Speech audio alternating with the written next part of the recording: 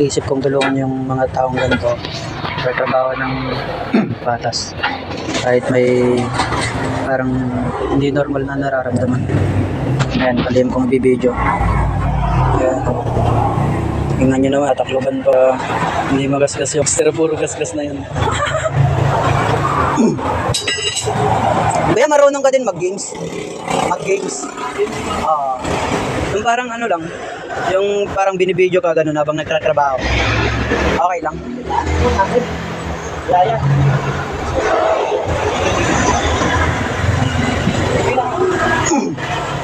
Ayan, time check. 11:14 na po ng umaga. Ayun na.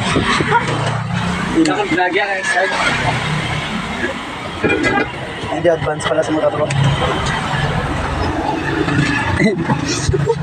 Tatawa lang ako kay Uya. Still nyo, pero salot sa ganyang tao. Ayun. Uy. Uy. May taklob pa yan, tol. Para hindi magasgasan yung puro gasgas na mags. Yan si Kuya. Sabi niya, may idikot. Yan si Kuya, oy. Uy. Ayan si Kuya, oy. Ingat na ingat siya para hindi magasgas yung puro gasgas na mags ko. Ayan siya. Ang galing gago. Uy, sana hindi napito dahil may running flat ko nga yan. Tapos nagpanggap ako na hindi akin. Sabi ko, inutusan lang ako. Kaya, ano kayong sasabihin ko sa may-ari kung bakit nasira?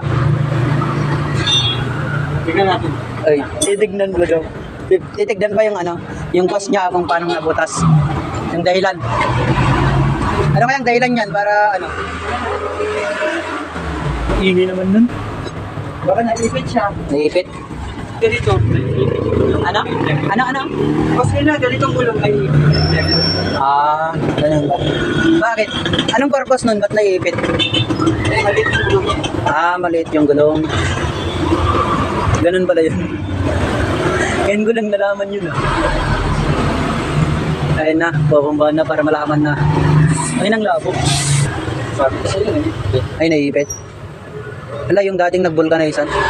Ayan Naipit ulit. Sige nga, ilublob mo nga dyan. Wala. Ayun mayroon na. Mabula na siya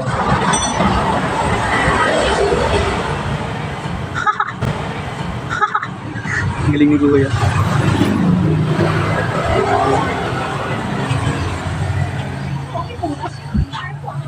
Ito yung inaalagaan niyang magso. Puro gasgas na. Tinatakloban niya, puro gasgas din naman. Bakit mo Kuya? Ba't mo tinatakloban kanina? Para hindi magasgas? Hindi, kasi may mga customer din ako na masasabay. Ganun yung mga ganyan na bago. Kailangan na. Maselan din ako Yung bago lang yung motor ko.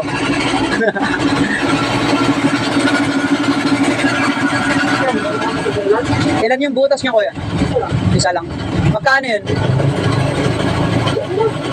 50? Bakit naging 50? Kasi yung vulcanize niya, 20 na yung baklas. Ang galing ni Kuya. Tapos, na yung pangkain mo. Hindi, libre naman yung pagkain. Ay, libre. Kasi kapatid ko. Hindi ba sa'yo ito? Ay, kapatid mo? Ang galing. Simple lang din. Ang galing. Kung magkano yung kinita, hati kaya? Kung magkano yung kinita sa isang araw, hati kaya? Iba yung yung ko. Iba yung pumunta sa loob. Ay, ganun ba? Yung pumunta sa loob, pati na lang. Ang galing. Okay na yun. Pati na lang dito. Dito. Sa buong batang yun. Interior. Ang galing. So ayan, naiya na ako dito. Kasi gusto kong itanong kung bakit anong nangyari sa kanya, kung bakit ganun siya. Yung parang, hindi naman sa nag-gaano pero parang disable siya, ganun. Hindi ko naman minamaliit pero pinagmamali ko pa nga Ayan. Gago may dumaan. Salot sa mga ganyang tao. Katrabaho ng patas. Kahit may nararamdaman sa katawan.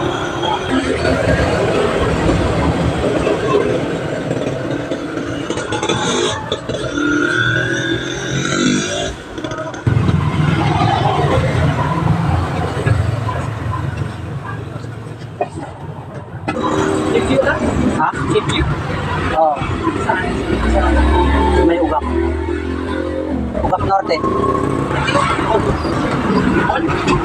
Bangko. Ba't pala nagpaganyan yung ano mo? Yung nararamdaman mo? Polio. So yun, babalik na yun. Habang naboboring ako dito ay naisipan kong magbigay ng bawon sa mga estudyante. Try natin sa mo. Try natin dyan sa mga estudyante. Kaya pa ako, may tayo pa kasi. Ayan. Ayan, umalis na. Try natin magbigay. Ako, nahiya ako to. Binigyan ako kanina kasi nalilitan sa 10. Ayan, patapos na pala sa ulo. Try natin ulit. Talpak yung ulo eh. Nalilitan siguro sa 10. Pero 10 lang.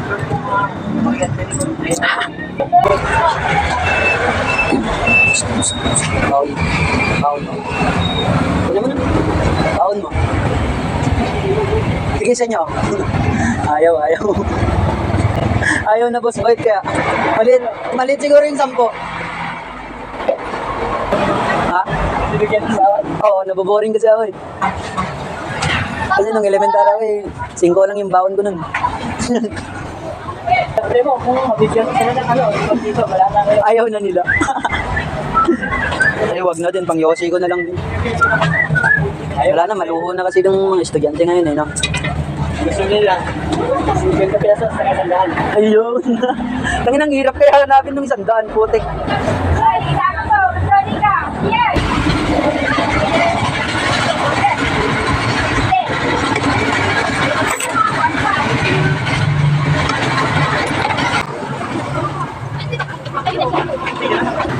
Para saan yun kuya, yung nilagay mo?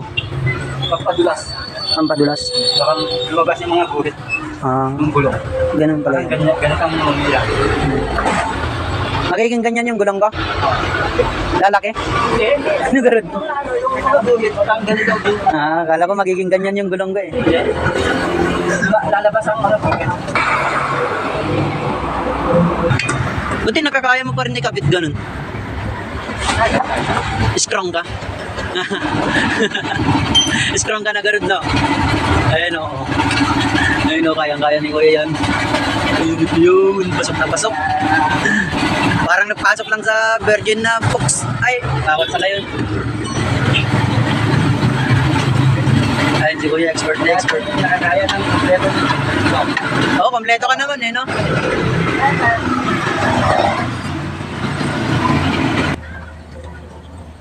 Pagka nagpa-vulcanize dito eh, 30 yung survey mo, tapos 30 yung vulcanize, bali 60. Pero pinatawad mo pa ako ng 10. Ayun. Okay lang. Simula nyo pupunta nyo. Mabait na, mura pa no? May kapalit naman yan.